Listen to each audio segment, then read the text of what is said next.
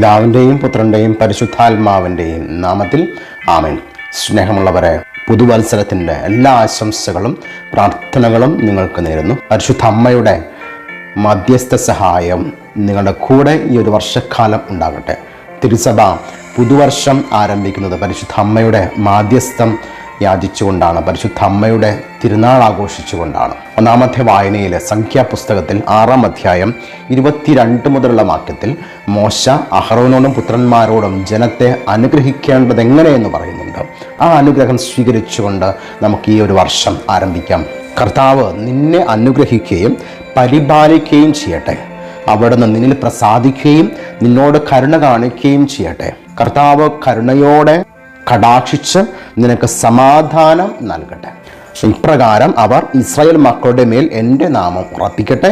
അപ്പോൾ ഞാൻ അവരെ അനുഗ്രഹിക്കും. നമ്മളെല്ലാവരും ദൈവത്തിൻ്റെ വലിയ കൃപ ലഭിച്ചവരാണ്. ഈ ദിവസങ്ങൾ ഈശോയുടെ ജനന തിരുനാളിൻ്റെ ആഘോഷത്തിലായിരുന്നു.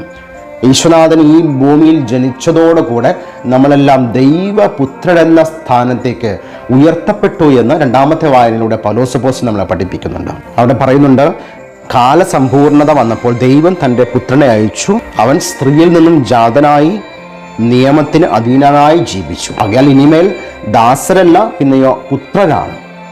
പുത്രനെങ്കിൽ ദൈവഹിതമനുസരിച്ച് അവകാശിയുമാണ്. ദൈവത്തിൻ്റെ പുത്രനായി ജീവിക്കുവാനാണ് ഈ ഒരു പുതുവർഷത്തിൻ്റെ ആദ്യ ദിവസത്തിൽ വചനത്തിലൂടെ സഭ നമ്മളെ ഓർമ്മിപ്പിക്കുന്നത്. അപ്പം എങ്ങനെയാണ് ജീവിക്കേണ്ടത് എന്ന് സുവിശേഷത്തിലൂടെ നമുക്ക് കാണുവാൻ സാധിക്കും. സുവിശേഷത്തിൽ ആട്ടിടയന്മാരെ കാണുന്നുണ്ട്, പരിശുദ്ധ അമ്മയെ കാണുന്നുണ്ട്. അപ്പം ഇവരുടെ ജീവിതത്തെ ധ്യാനിച്ചുകൊണ്ടാണ് നമ്മൾ ഈ വർഷം ആരംഭിക്കുവാൻ പോകുന്നത്. ആട്ടിടയന്മാരുടെ ജീവിതത്തെക്കുറിച്ച് നമ്മൾ ചിന്തിക്കുമ്പോൾ ദൈവത്തിൻ്റെ വലിയ സന്ദേശം മാലാഖമാരോട് കേട്ടിട്ട് ആ വചനം കേട്ടപാടെ അവർ ദൈവപുത്രനെ ആരാധിക്കുവാൻ വേണ്ടി പോകുന്നുണ്ട്. അപ്പോൾ വിശ്വാസം എന്ന് പറയുന്നത് ഒരിക്കലും പൂർണ്ണതയല്ല, പൂർണ്ണതയിലേക്കുള്ള യാത്രയാണ് എന്ന് അവരുടെ ജീവിതം നമ്മളെ ഓർമ്മിപ്പിക്കുകയാണ്. കാരണം ഇസ്രായേൽ പ്രദേശത്തിൻ്റെ സാഹചര്യം അനുസരിച്ച് ഏറ്റവും തണുപ്പുള്ള രാത്രിയിൽ എങ്ങോ ഒരു പുൽക്കൂട്ടിൽ പിള്ളക്കച്ചയിൽ പൊതിഞ്ഞ് ദൈവപുത്രൻ ജനിച്ചിരിക്കുന്നു എന്ന് മാലാഖമാരുടെ വാക്ക് കേട്ടിട്ട് എല്ലാ പ്രതികൂല സാഹചര്യങ്ങളുണ്ടായിട്ടും അവർ യാത്ര തുടരുകയാണ്. ഇരുളിൻ്റെ പ്രതിസന്ധികളെ മറികടന്നുകൊണ്ട് പ്രതീക്ഷയുടെ ഒരു ഇത്തിരി വെളിച്ചം ഉള്ളിൽ കാത്തു സൂക്ഷിച്ച് അവർ ദൈവപുത്രനെ ആരാധിക്കുവാൻ വേണ്ടി പോവുകയാണ്. ഈ ഒരു വർഷം ആരംഭിക്കുമ്പോൾ ഇതുപോലെ ഇരുളടഞ്ഞ വഴികളും പ്രതിസന്ധി ഘട്ടങ്ങളൊക്കെ നമ്മളെ നേരിടുവാനിരിക്കുന്നുണ്ട്. അപ്പോഴൊക്കെയും ഈ ആട്ടിടയന്മാരുടെ പ്രതീക്ഷ ഉള്ളിൽ നമുക്ക് സൂക്ഷിക്കാം. നമ്മുടെ ഈ ഒരു വിശ്വാസ ജീവിതം എന്ന് പറയുന്നത് പൂർണ്ണതയല്ല. നീ വിശ്വസിക്കുന്നുണ്ട്, അത് പൂർണ്ണമായിട്ടില്ല, അത് പൂർണ്ണതയിലേക്കുള്ള വളർച്ചയാണ്.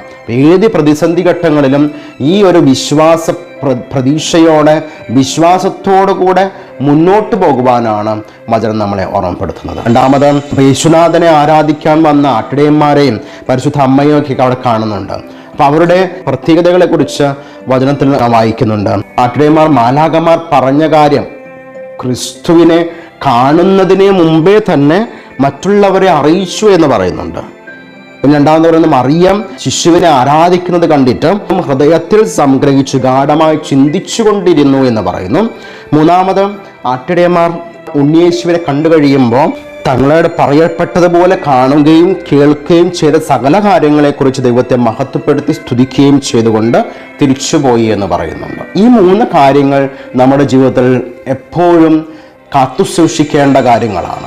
ജീവിതത്തിലെല്ലാം നമുക്ക് വെളിപ്പെട്ട് കിട്ടണമെന്നില്ല, എങ്കിലും നമ്മുടെ കൂടെ ക്രിസ്തു ഇന്നും ജീവിക്കുന്നെന്ന വിശ്വാസം മറ്റുള്ളവർക്ക് നൽകുവാനുള്ള ഒരു വിളി നമുക്കുണ്ട്.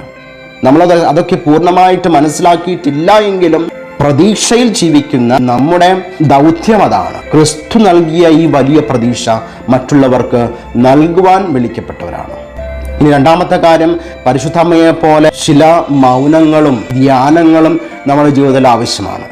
ജീവിതത്തിൻ്റെ പല ഘട്ടങ്ങളിലും കടന്നു പോകുമ്പോഴും പ്രതിസന്ധികൾ ഉണ്ടാകുമ്പോഴൊക്കെയും ഈ ഒരു മൗനം, അതോടൊപ്പം തന്നെ നമ്മുടെ ബുദ്ധിക്ക് ഗ്രഹിക്കാൻ പറ്റാത്ത കാര്യങ്ങളൊക്കെ കേൾക്കുകയും ചെയ്യുമ്പോൾ പരിശുദ്ധ അമ്മയെ പോലെ ഒരു ധ്യാനം ഹൃദയത്തെ സൂക്ഷിക്കുവാനും ദൈവത്തിൻ്റെ വെളിപ്പെടൽ പൂർണ്ണമാകുന്നത് വരെ വിശ്വാസത്തോടുകൂടെ ഈ ധ്യാനത്തിൽ ജീവിക്കുവാനും ദൈവം നമ്മളെ വിളിക്കുന്നു. മൂന്നാമത്തെ കാര്യം, ആട്ടിടയന്മാർ തങ്ങളോട് പറഞ്ഞ കാര്യങ്ങൾ കണ്ടു കഴിഞ്ഞപ്പോൾ ദൈവത്തെ മഹത്വപ്പെടുത്തി. ജീവിതത്തിൽ ഓരോ ദിവസവും ദൈവം പല രീതിയിൽ വെളിപ്പെട്ടുകൊണ്ടിരിക്കുന്നുണ്ട്. ഓരോ കാലഘട്ടങ്ങളിലും പല രീതിയിൽ പല സംഭവങ്ങളിലൂടെ വെളിപ്പെട്ട് കഴിയുമ്പോൾ ദൈവത്തെ മഹത്വപ്പെടുത്തുവാൻ, ദൈവമേ നീ പറഞ്ഞ കാര്യങ്ങൾ, നിന്റെ വചനങ്ങൾ ഇന്നും അത് നിറവേറിക്കൊണ്ടിരിക്കുന്നുവല്ലോ എന്നോർത്ത് ദൈവത്തെ മഹത്വപ്പെടുത്തുവാൻ നമ്മൾ ഒരിക്കലും മറക്കരുത്. ഈ 3 കാര്യങ്ങൾ ദൈവത്തെക്കുറിച്ച് മറ്റുള്ളവർ പറയുവാനും ഒരു ധ്യാനത്തിൽ ജീവിക്കുവാനും ദൈവത്തെ മഹത്വപ്പെടുത്തുവാനും സാധിക്കണമെങ്കിൽ ഒരേ ഒരു നിയമമുള്ളൂ എന്ന് ഒരു വിശുദ്ധനായ ആധ്യാത്മിക ഗുരു പറയുന്നുണ്ട്. നമ്മുടെ ജീവിതത്തിൻ്റെ ഓരോ നിമിഷങ്ങളിലും ദൈവം നമ്മുടെ കൂടെയുണ്ട്, അത് നീയല്ല എന്ന് തിരിച്ചറിയുക.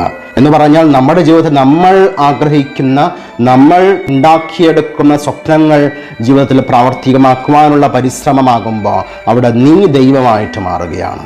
എന്നാൽ അതല്ല ദൈവം നമ്മൾ ആഗ്രഹിക്കുന്നത്. നിന്റെ കൂടെ ഒരു ദൈവമുണ്ട്. ദൈവം വെളിപ്പെടുത്തി തരുന്ന വഴികളിലൂടെ നടക്കുവാൻ ദൈവം നിന്നെ അനുഗ്രഹിക്കട്ടെ. ഈ വചനത്തെ ഹൃദയത്തിൽ ധ്യാനിച്ചുകൊണ്ട് മുന്നോട്ട് പോകുവാൻ ദൈവം നിങ്ങളെല്ലാവരെയും അനുഗ്രഹിക്കട്ടെ.